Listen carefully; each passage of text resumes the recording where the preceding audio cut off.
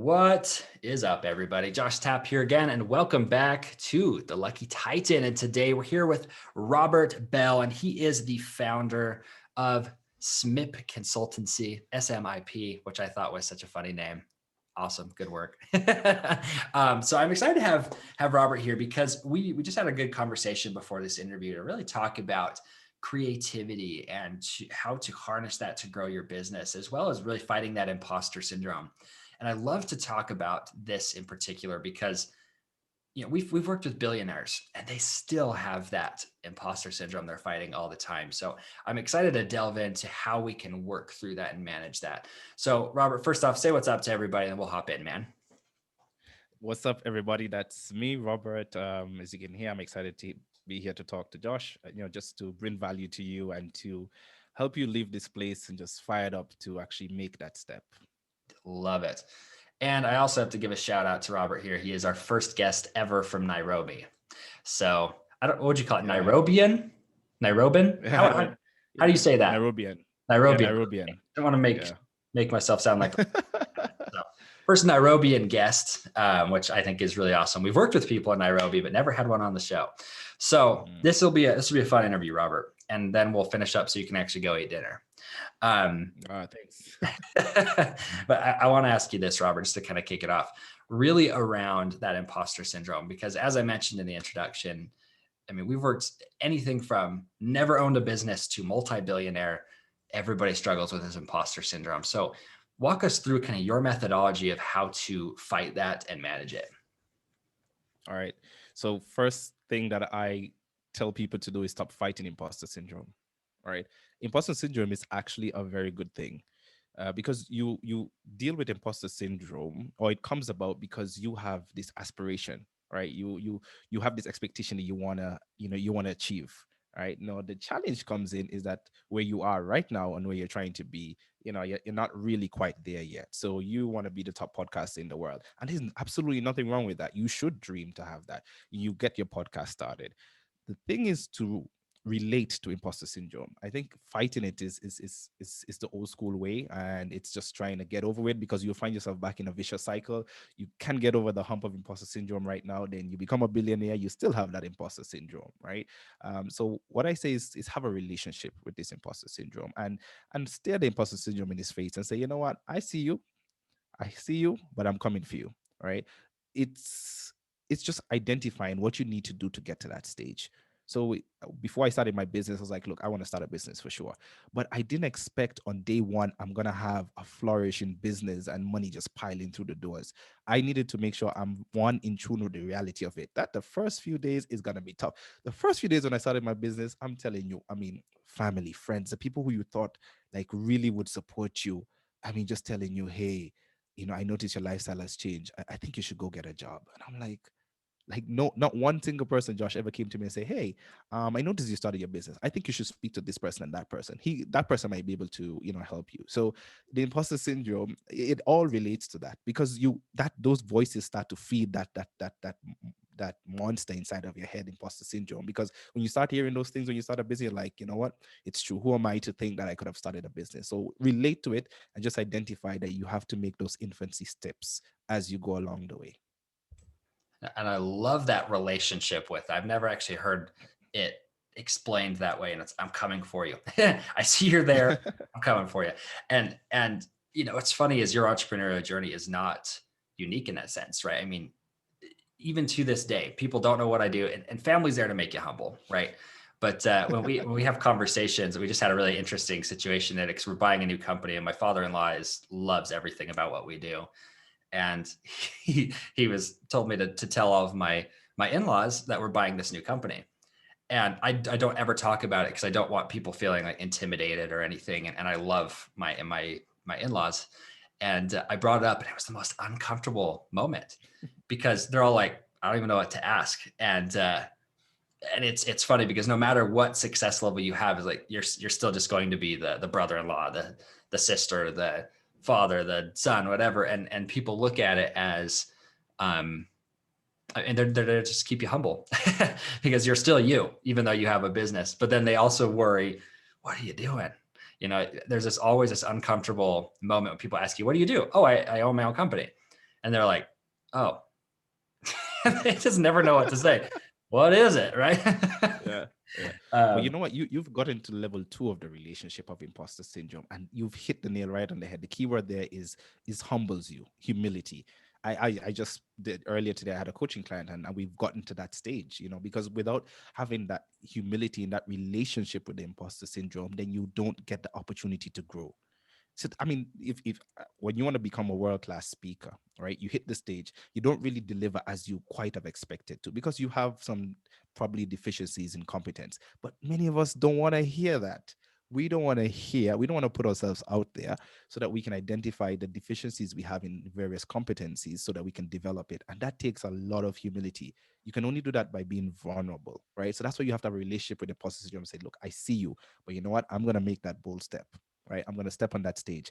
I'm going to click record on that podcast. I'm going to write that paragraph for that book. I'm going to, you know, follow up on that lead and try to convert. I'm gonna make that scary call and say, are you interested in this product, right?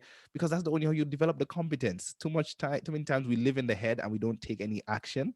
And the best action to take is the imperfect action. You got to be able to do that in your relationship with imposter syndrome. Wow, yeah, I love it. You're speaking to my soul here, man. I love that. I was just having a conversation last night with my wife, and she was like, "Look how far you've come." When we were doing our Facebook ads agency, I was scared quoting a price of $500 a month. I'm like, there's no way they're going to pay me that. And now if I quoted $500 a month, I'd be like, "What is wrong with you?" Right? Um, and it's just funny, like nothing changed other than my mental blocks and feeling like I was worth it or what we had was worth it. And so I love that. That's the relationship we're building with that imposter syndrome. And so I want to ask you this because I like the term imposter syndrome because it's very indicative of what a entrepreneur has, but it really is just fear. I mean, it's fear to take action. And I know more recently it's kind of come to light that we need to be more vulnerable, and I wanted to talk to you a little bit about that because you mentioned it. um, how do you work, especially with men, because we really struggle with being humble and being vulnerable and sharing these things. What um, what do you recommend to somebody who is wants to be vulnerable but can't, or feels like they can't? All right. That's a very good question, Josh, and I really want to acknowledge that because I was there. Like you have the desire, you really have the desire, but there just seems to be this stronghold. There just seems to be something just that you just can't seem to do it, right? Um, especially with men. Yeah, I totally hear what you're saying, and particularly men who are a bit more mature, getting close to midlife etc, because it's harder to bend at that point in time, right? It seems a bit harder, but also even especially fresh young entrepreneurs in the early 20s because they think they know it all, right? I mean, that's we're all there. So first thing is understanding people where they are, right? I help people to understand where they are. Usually that resistance to be humble and to ask questions comes about because there's a fight going on. There's something that you're fighting. There's something that either was said or there was some kind of, it could be from a situation, it could be from a person, or it could be self-imposed that I have to make this work. Right? And re, that stronghold of making, fearing failure, it goes back to what you said, that fear of failure, because being humble means you got to take a step back and you got to be able to unpeel all the layers, right? And with men, the challenge is seeing or having them understand that sometimes the actions you've taken, you'll have to take a step back and redo it again. You got to take a step back and redo it again. Now, if you get a guy who likes washing his car and waxing it and polishing it, that guy will go over every spot over and over again, and he'll be determined to dig into it and dig into it. Now, when you face a situation in life where a man is not willing to go back to there, it's because there was some sort of embarrassment. I find from my experience and my coaching and everything, there was some sort of embarrassment, and going there just opens up that wound that would have happened before. Because look, so I help that person to identify what wound are you trying to cover up, right? Because look at it. Humility is about just being open to be vulnerable. You get a coach, you have to say, coach, check out my form. Coach, check out my business. You know, you're open, you're willing to, because you have that growth mindset going on. But when you're not willing to open up that much, it means that there's something you're trying to protect. And I find that a lot in the clients that I work with through my business who are small business owners, right? And I'm a qualified accountant. So the first thing, and you can see the stronghold they have on finances. They're like that. I was like, okay, show me what you've been spending on, and they give you partly, and then, you know, because I'm an accountant, I can do some forensics and I can find out, hey, look, there's some things that are missing here. What happened here? Well, yeah, that was something, something, something. And I was like, okay, you didn't disclose that to me. You know, what's going on? I mean, they also just don't know what's going on. So it's bringing that awareness that what are you fighting? What are you trying to protect? And even on the flip side, Josh, I've found entrepreneurs who say, I'm struggling in my business, I don't have cash, and they have money put aside, like a ton load of money. And I'm um, yeah, you have all this money. It's like, yeah, but that's my safety net. I'm never gonna touch that. I was like, but you're drowning here in your business, right? And you have cash here. It doesn't mean that you got to put all your life savings away, but you have to be able to merge. There's something you're trying to protect. And when in a situation like that, I find that they're not willing to touch that saving because they had a relative or they had a friend who put their all into the business and went completely bankrupt, and they're scared of that. Yeah, and it's almost like they're drowning, and there's an inner tube right there. Like, well, I'm saving that just in case I'm drowning. You know, it's just Yeah. such a funny Yeah. image when you see that. You're like, man, I'm glad that's not one of my traumas with it. I'm too risky with my money. I think it's half my.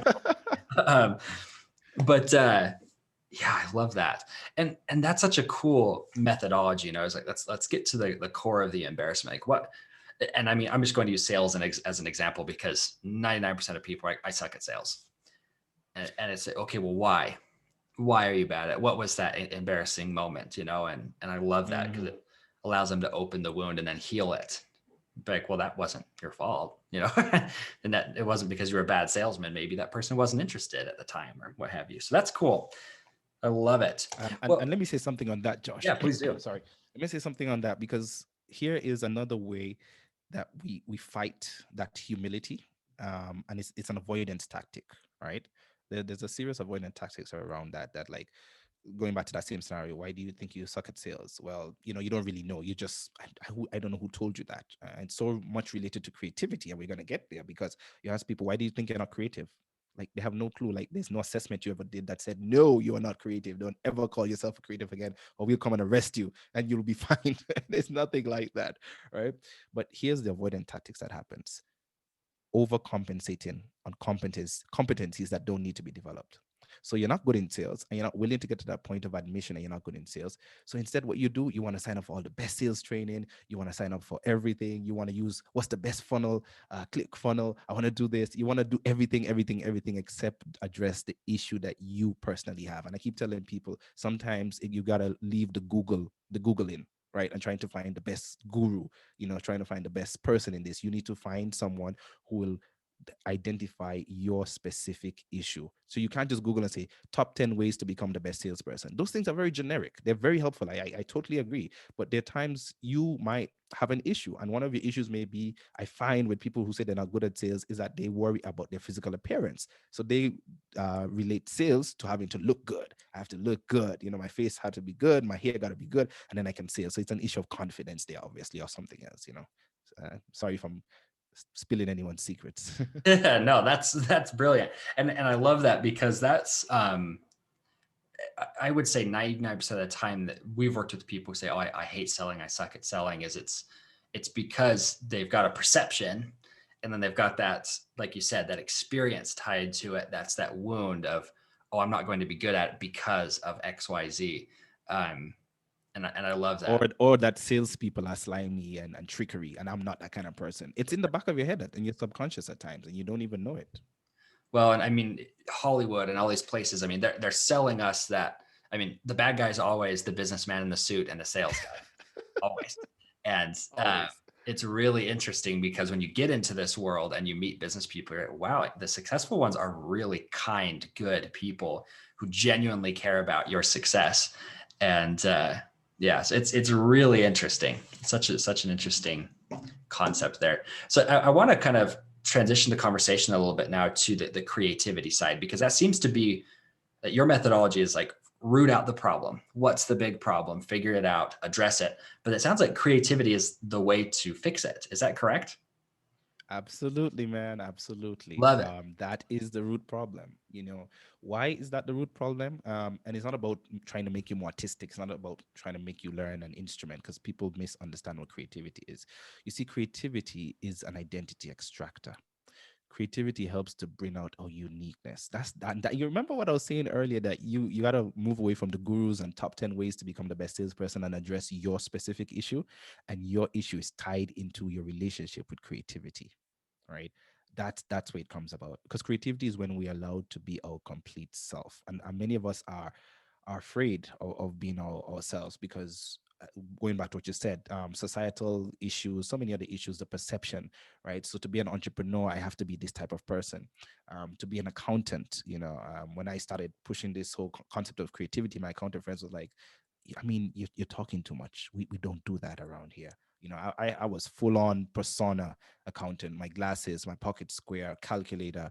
Trust me, I was that person. The CPA you can picture in your head right now, that was me. And when I started doing these things, people were like, no, stay back in your lane. What are you doing? We don't do those kind of things. So I was like, yeah, but accountancy is just something that I do. It doesn't fully define me. And then I went on a journey. So how do I define myself, right? So if I remove the label of my profession, or this, of my school, my certifications or whatever, who am I really at the core? And I found out I was empty. I was totally empty. I had no clue who I was. So I had no solid foundation. So creativity gives us that foundation. It helps us to know, it helps us to give us introspection. It brings out self-awareness, right? And in order for you to be creative, you have to be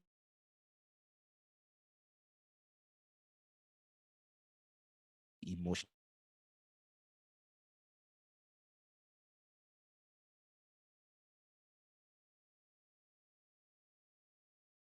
intelligent.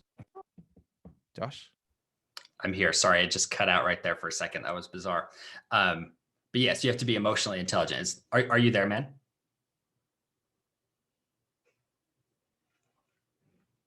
It's weird. What just happened? Oh my goodness. Oh, that was weird. We can edit it out. It's not a big deal. What was All weird right, about that? great. Neither of our internet went down. I didn't. I just went on a browser very quickly and I'm still browsing. So I was like, what happened? Say Hmm. I yours wasn't messing up, and neither was mine. That was bizarre. Anyway, so Yeah. I'll tell them to edit that out. um, Yeah. man, I derailed your train too. You were on a roll. Um, Yeah, but I stopped actually. I actually stopped. Just I hope they got the last part, but I stopped. they did. They Yeah. did get the last one. So you had just said that creativity is, oh boy, it was a reflection of like your identity, I think is what you said. Yeah, I said it helps to bring out our vulnerabilities. I That's hope what it that's is. the last thing I said. Yeah, yeah. Love it. So let me ask you this then. So if it brings out our vulnerabilities and it helps us to identify really the weaknesses and the strengths and everything, it's also the solution to the problem, right? Is identifying and then adjusting. Is that correct?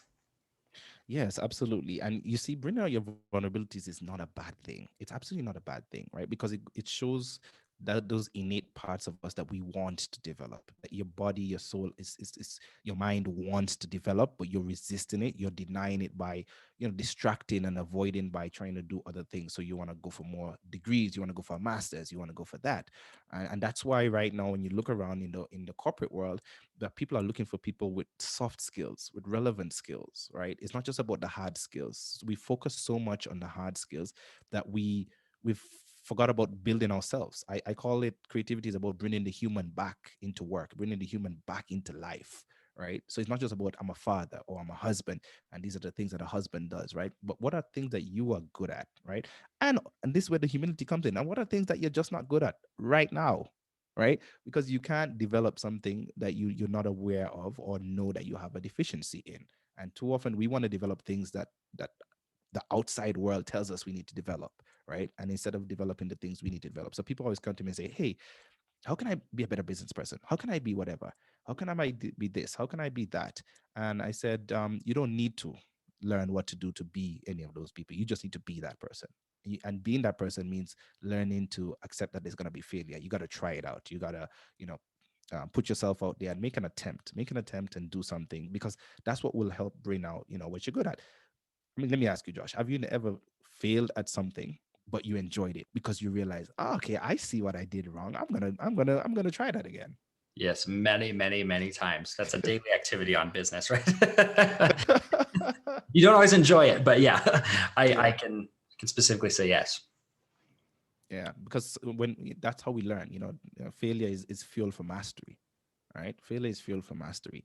But I gotta caution people that it's not just about going out and jumping off the cliff, right? Because before you can get to the level of mastery, this is where the imposter syndrome comes in again and ties in with creativity. And I say this all the time that bravery must come before mastery. You have to learn to be brave first. You got to take the step. And then when you take the step, you do one, a concept that I've developed that I go by the mantra of my life, which is MAMI. It's an acronym, MAMI, which stands for minor adjustments that give major improvements. Right. So think of traffic gridlock at a junction, right? It's usually just one or two cars need to move and everything else will flow smoothly.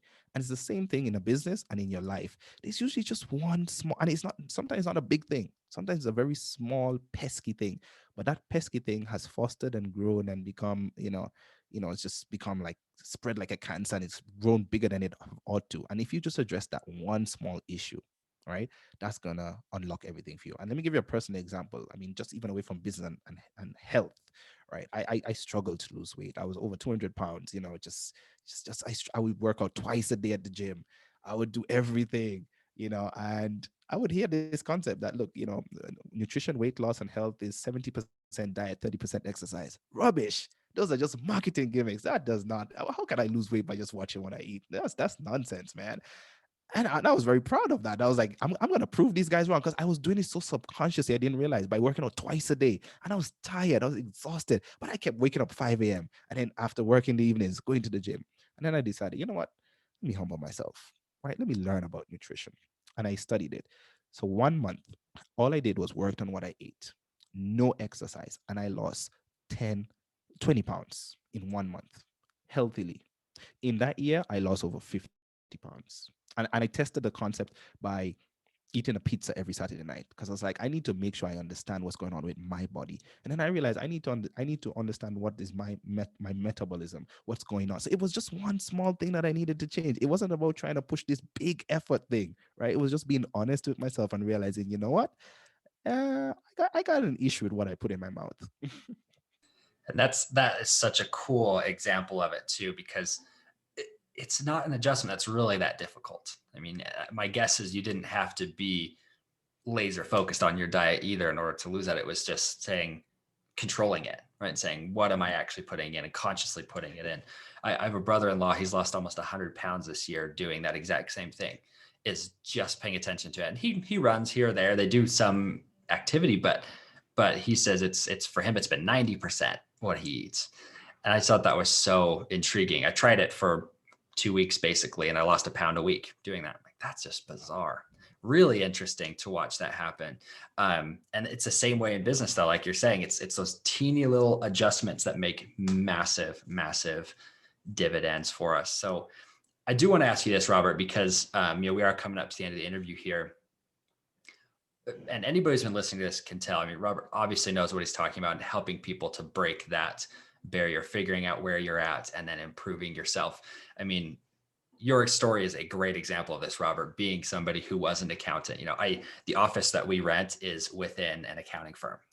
And it's really funny because they all walk in dead, they leave dead, they're not excited. It's tax season right now too. They just had an extension. Yeah. Um, and that's just kind of the atypical accountant, right? And I have a partner who's an accountant, and he's been fighting that and fighting that and fighting that to not be that way. But it's so interesting that you're able to take that, and now you're helping people. Your energy level's higher. You're much better at explaining this. This is probably the best interview I've ever had about fighting imposter syndrome. So I appreciate that. So I want to ask you, Robert, first off, where can people get access to you? So people can get access to me through my website, www.robertabell.com. And that's BLLE. From there, you can get links to my YouTube, all my social media accounts. That's the best way to get in contact with me. Awesome. And I would highly recommend for everybody to go check that out. So it's Robert A. Bell, BELLE.com. So make sure you go check that out because I mean the content he puts out is amazing. This guy has been speaking all over the place and doing some amazing stuff in especially in this imposter syndrome space. So I would highly recommend everybody go check that out. And Robert, just Thank one you. final question for you, which is could you leave us with one final parting piece of guidance for our audience? The piece of guidance I'll give is that you want to be able to appreciate the pain of boredom, but the right pain of boredom. And what I mean by that is by, you know, doing that daily discipline, that consistency, staying at it and not procrastinating and avoiding because you want to take the best action that will give the biggest result. And too often people time fail trying to plan to take the best action.